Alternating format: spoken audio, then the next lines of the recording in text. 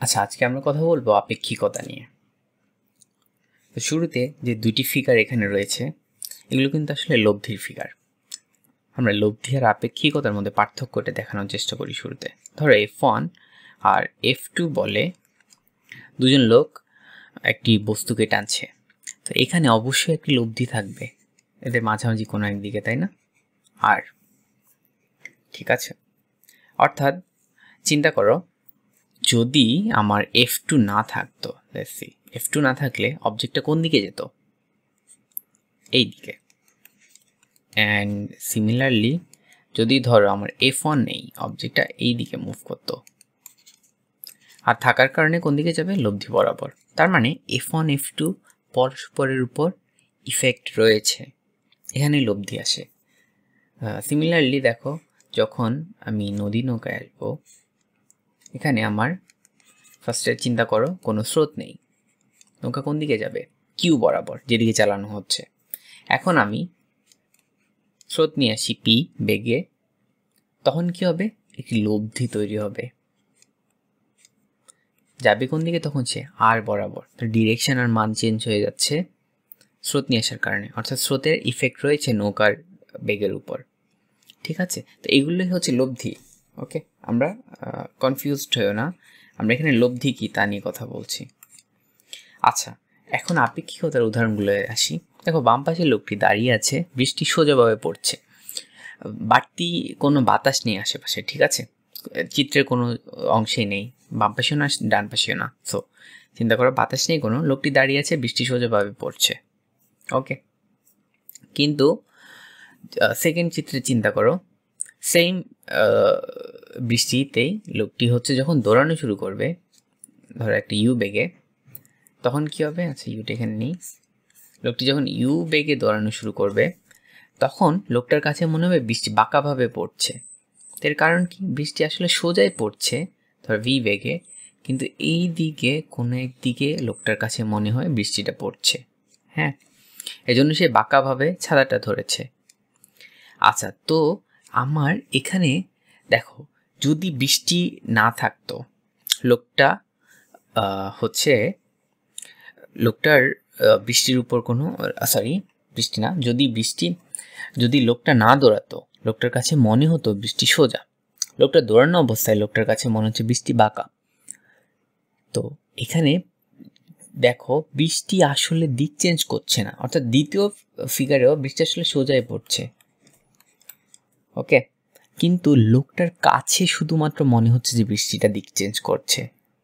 তার মানে লোকটার সাপেক্ষে বৃষ্টি চেঞ্জ হচ্ছে। বাস্তবিক অর্থে বৃষ্টির উপর লোকটার কোনো হাত নেই, লোকটার দৌড়ানোর কারণে বৃষ্টির ডিরেকশন কখনো চেঞ্জ হবে না, কিন্তু লোকটার কাছে মনে হবে চেঞ্জ হচ্ছে। বুঝাতে পারলাম যে ওদের পরস্পরের উপর কোনো ইফেক্ট নেই এই বল দুটোর, অর্থাৎ এখানে লব্ধি বলতে কোনো কিছু নেই। ওকে, তো তাহলে যে ভিন্ন কোণে যে ছাতা ধরছে লোকটি, সেটি হচ্ছে আসলে আপেক্ষিক কোণ, যে লোকটির কাছে মনে হচ্ছে দিয়ে বৃষ্টি পড়ছে। ওকে, কারণ দৌড়ানোর কারণে। ওকে, আচ্ছা, যদি বুঝাতে পারি ব্যাপারটা যে কেন এটা আপেক্ষিকতা, কারণ এখানে পরস্পরের উপর ইফেক্ট নেই। আচ্ছা, তো এই হচ্ছে আপেক্ষিকতার বেসিক কনসেপ্ট। ঠিক আছে, তাহলে আমরা একটু আলোচনা করি আপেক্ষিকতা নিয়ে আর একটু। তো আপেক্ষিক বেগ ধরে আমি নির্ণয় করতে চাই, এর ফর্মুলা হচ্ছে যার আপেক্ষিক বেগ তার প্রকৃত বেগ বিয়োগ যার সাপেক্ষে তার প্রকৃত বেগ। তো ধরো আমার দুটি ভেক্টর রয়েছে পি এবং কিউ। পি এবং কিউ আমি ধরো বের করতে চাই শুরুতে আপেক্ষিক বেগ পি এর সাপেক্ষে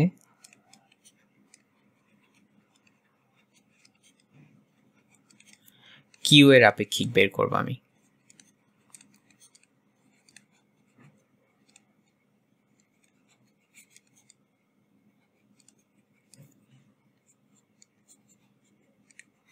ওকে, তো পি এর সাপেক্ষে কিউ এর আপেক্ষিক বেগটা কি হয় দেখো, তুমি এটাকে লিখতে হবে এভাবে, ভি ধরে লিখে এখানে নিবে, এরপরে কিউ আগে তারপরে পি। ঠিক আছে, আচ্ছা চিত্রটা মুছে ফেলে, আমাদের স্পেসটা লাগবে। এখানে দেখো ভি কিউ পি লিখবো আমরা।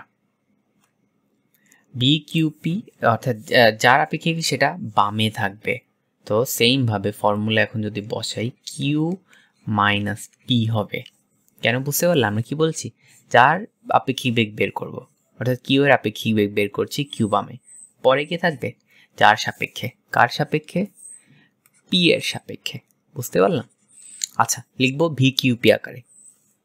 ওকে, আর মান যদি বের করতে চাই এর, আচ্ছা এটা তো অবশ্যই ভেক্টর, সরি, মান যদি বের করতে চাই পি কিউ পি এর, তাহলে কি করব? জাস্ট মডুলাস চলে আসবে, দ্যাটস ইট। ওকে, আচ্ছা এখন দেখি আমি কিউ এর সাপেক্ষে পি এর আপেক্ষিক বেগ, এটা কি হবে? লিখবো এভাবে বিপি কিউ। বুঝলাম?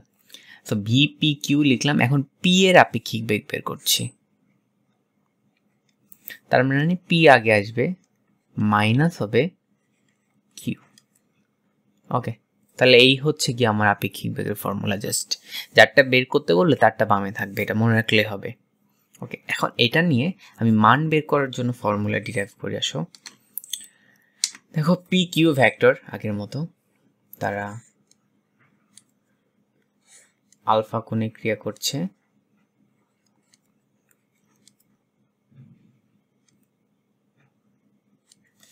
আচ্ছা, তা যদি হয়, এখন আমরা বের করতে চাই কিউ এর সাপেক্ষে পি এর মান। সেটা আমরা অলরেডি দেখে এসেছি যে পি এর মান বের করছি, তো পি বামে এমন কিছু একটা হবে। ঠিক আছে, এখন এখানে একটা মজার ব্যাপার আমরা করতে পারি যে আমরা এটাকে এইভাবে লিখতে পারি পি প্লাস মাইনাস কিউ। এতে করে হলো কি, দেখো আমি এখন লব্ধি বের করবো এদের, কার কার? পি আর মাইনাস কিউ এর মধ্যে লব্ধি। কিভাবে? আমরা লব্ধি সূত্র কি দেখে এসেছি যে আর সমান root over p square plus q square plus 2pq cos alpha, right? তো ওখানে আমার ছিল কি বেসিক্যালি লব্ধি জিনিসটা কি বলতো? পি আর কিউ এর ভেক্টর যোগফলের মডুলাস, তাই না? এটাই ছিল।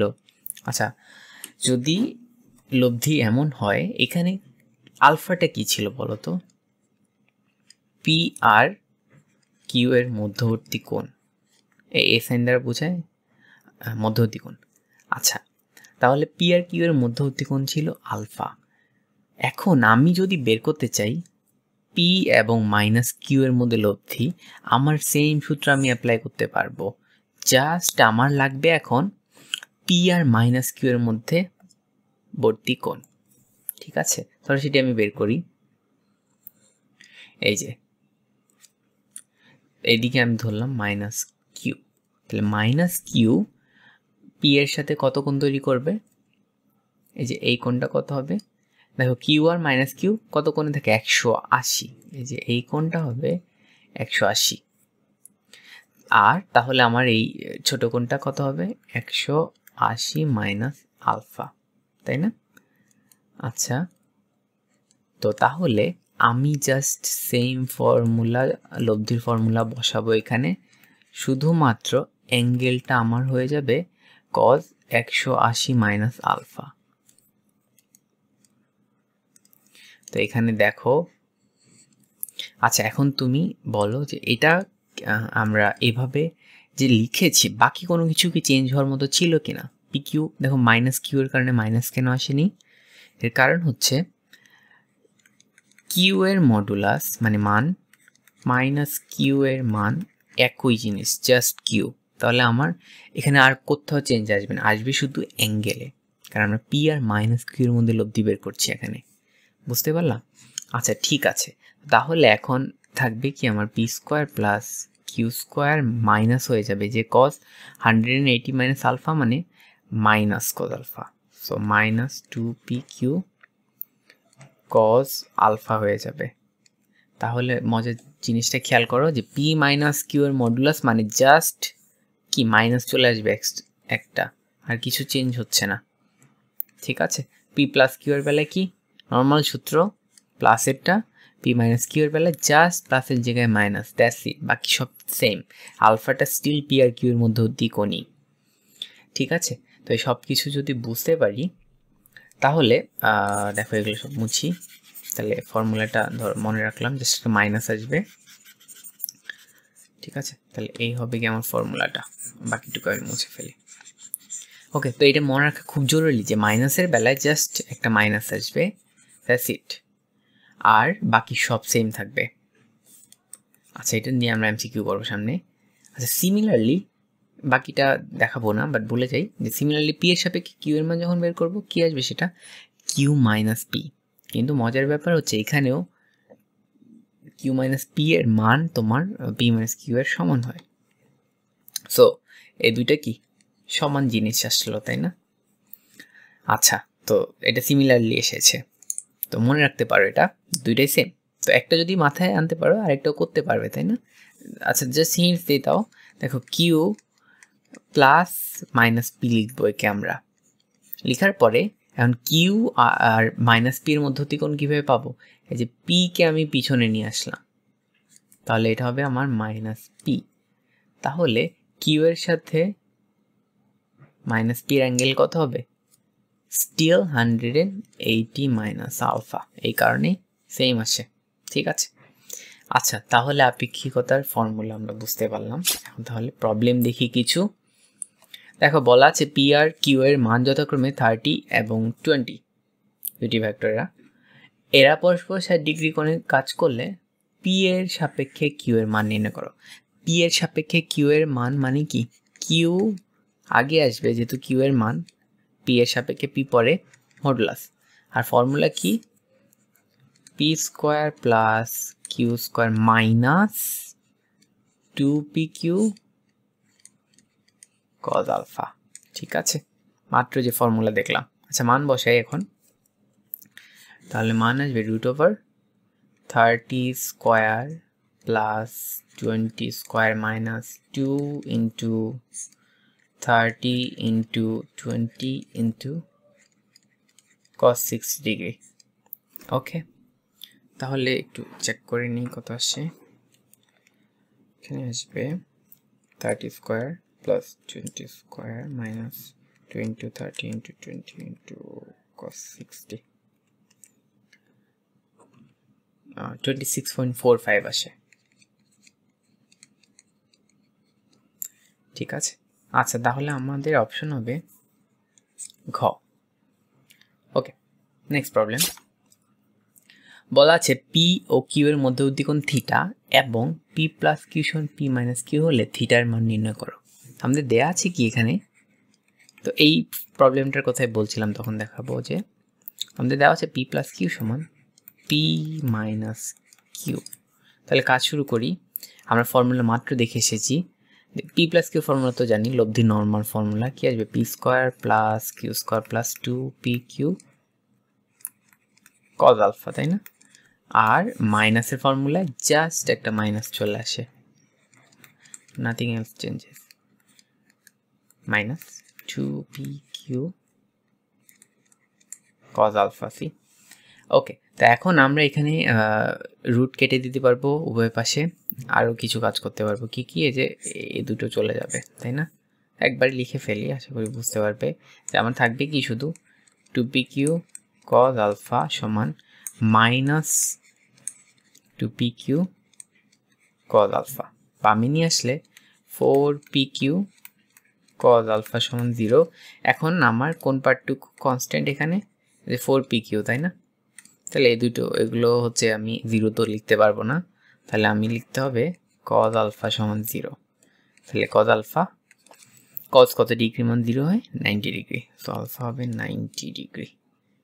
বুঝতে পারলাম? তাহলে এই ক্রাইটেরিয়াতে আমার অ্যান্সার হবে গ, 90 ডিগ্রি। ঠিক আছে, আজকে এ পর্যন্তই।